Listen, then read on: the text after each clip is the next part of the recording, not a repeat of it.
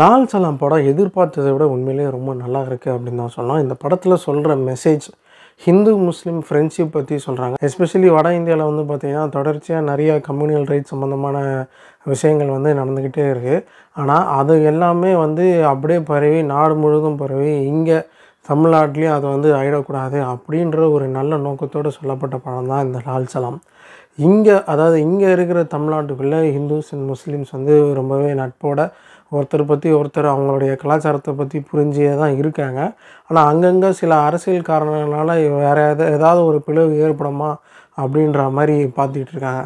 அதுக்கு எந்த ஒரு முக்கியத்துவமும் கொடுக்காம தமிழர்கள் வந்து லைக் சாதி மத வேறுபாடால் பிரியக்கூடாது, அவங்க வந்து தமிழர்களாக தங்களை அடையாளப்படுத்தி காட்டிக்கணும் அப்படின்றத வலியுறுத்தக்கூடிய படமாக தான் வந்து லால் சலாம் இருக்குது. இந்த படம் வந்து ஒரு நல்ல மெசேஜ் சொல்லுது அப்படின்னாலும் அது வந்து சும்மா ஒரு டைரெக்டாக லைக் ஒரு கிரிஞ்சாக வந்து இப்படிலாம் பண்ணாதீங்க, இதெல்லாம் நம்மலாம் நீ வேறு நாடு நான் வேறு நாடு, இல்லை 2 பேரும் ஒரே நாடு இந்தியா அப்படின்ற மாதிரி ரொம்ப லைக் ரொம்ப என்ன சொல்கிறது கிரிஞ்சாக வந்து டைலாக்ஸ்லாம் இல்லாமல் இந்த படத்தில் வந்து பார்த்திங்கன்னா அந்த சிச்சுவேஷன் அப்படி ஒரு நெருக்கடியான ஒரு சிச்சுவேஷனில் ஒரு மெசேஜ் சொல்கிற மாதிரியான ஒரு விஷயம் வரும். அது வந்து இந்த படத்துடைய கதை எழுதினவங்க வந்து ரொம்பவே சுவாரஸ்யமாக பண்ணியிருக்காங்க அப்படின்னு தான் சொல்லணும். இந்த படத்துடைய இயக்குனர் ஐஸ்வர்யா ரஜினிகாந்த் தானா அப்படின்னு ஆச்சரியப்படுற அளவுக்கு தான் அந்த படம் இருக்குது. அதுவும் அவங்க அப்பா வந்து சங்கின்னு சொன்னதுனால அவங்க வந்து ரொம்ப மன வருத்தம் அடைஞ்சிருக்காங்க. அவங்க அப்பாவும் அதாவது சூப்பர் ஸ்டாருமே வந்து நம்மளை சங்கின்னு சொல்கிறாங்களே அப்படின்ற மாதிரி வருத்தப்பட்டிருக்காரு.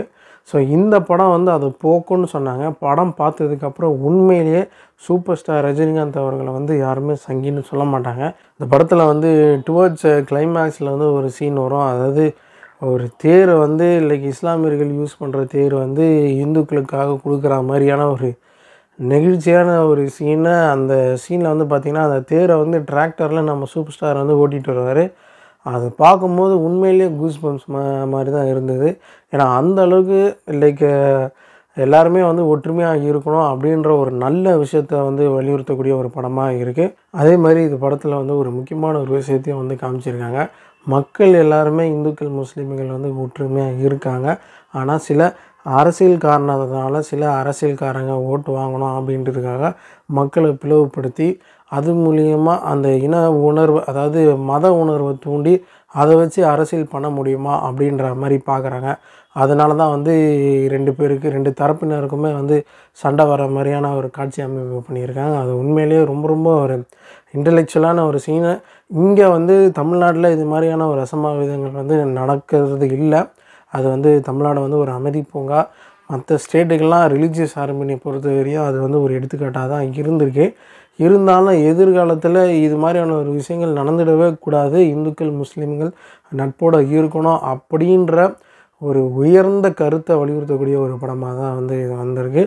இந்த அக்கறை இருந்தால் மட்டும்தான் இது மாதிரியான ஒரு மெசேஜ் உள்ள படத்தை வந்து ஒரு ஆக்டர் நடிக்க முடியும். அந்த வகையில் சூப்பர் ஸ்டார் அவர் ஒரு படத்தில் ஒரு மெசேஜ் சொல்கிறாருன்னா அது வந்து பட்டி தொட்டி எல்லாம் ரீச் ஆகிறது மட்டும் இல்லாமல் உலகம் ஃபுல்லாக ரீச் ஆகும். பார்டர்லாம் தாண்டி தமிழ்நாடு பார்டர்லாம் தாண்டி அது வந்து பல தரப்பினரை வந்து ரீச் ஆகும். அந்த வகையில் இப்படி ஒரு அற்புதமான ஒரு கருத்தை சொல்லியிருக்காங்க. உண்மையிலேயே இந்த படம் வந்து யாருமே மிஸ் பண்ணக்கூடாது. கண்டிப்பாக எல்லாருமே பார்க்க வேண்டிய ஒரு படம். ஸோ இதுதான் இந்த வீடியோவில் சொல்ல நினச்சது. மீண்டும் ஒரு நல்ல வீடியோட உங்களை சந்திக்கிறேன். Until then it's bye from Murugan. So go do subscribe to the channel guys. Bye.